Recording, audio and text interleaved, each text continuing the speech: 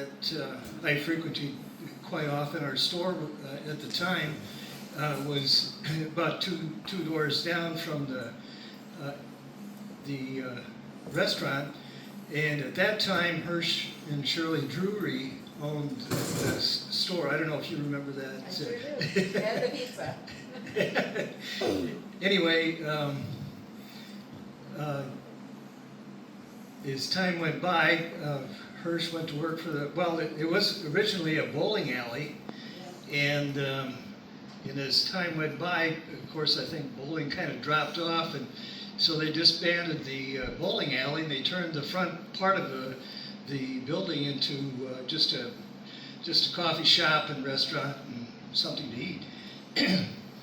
Anyway, Hirsch went to work for the post office, and Shirley ran it for 3 or 4 years, and I think eventually Hirsch passed away. I'm not sure if somebody can correct me on the history. I believe so. Yeah. Anyway, Rhonda Harris bought the business, and she was married to Ken Athey, and they ran the business for a while. And I think their main selling point was nickel coffee. You could buy coffee for a nickel, and so every morning the farmers would get together, and they would, not just farmers, the businessmen were involved in this too. They would get around this community table. In fact, they had 2 community tables right up in the front, and of course all the banter and stuff that goes on with when you get a bunch of guys together, you can imagine. And then about the time it was time for everybody to go back home or go to work or do something to start their day, Doc Anderson, who's a local vet, he would do the coffee game. And what he would do is he'd take a napkin, write a number down between 1 and 100, and then we'd go around the table and we'd whittle the ends of it down until somebody had to pick that number. And that person had to buy the coffee for everybody else. And of course, a nickel a cup, it wasn't a big expense. And that was kind of a fond memory of how all of this started.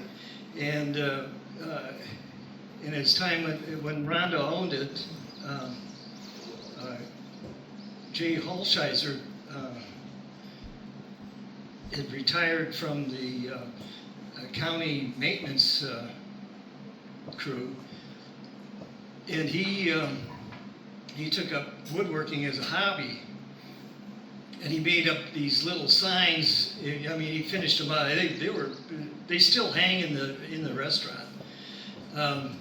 And one of the signs says, "Ag seminars held daily here." Another one says, "Gossip has to start somewhere." And then there was another sign that was longer, but basically I didn't involve that in the song that I wrote. And I thought, we have culture centers in Northwood, and that would certainly be one of the centers that would feature the local culture probably as well as anything. And so I thought, well, maybe it's all right to write a song.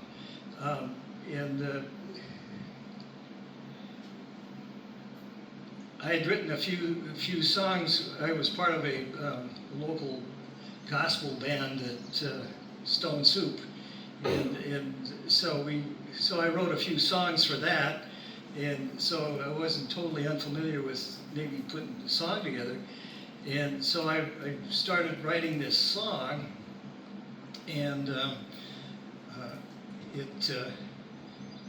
I got stuck on the first verse. Wrote the first verse, and then I got stuck because I didn't know where to go with the rest of it. And I basically used those two signs, gossip has to start somewhere, and if you ag seminars held daily there, I used that as a basis for the song, but I didn't know how to get that all woven together. And so I came out here, and Steve had Dan Burns come in and do a songwriting seminar, and so that kind of gave me the impetus to finish it.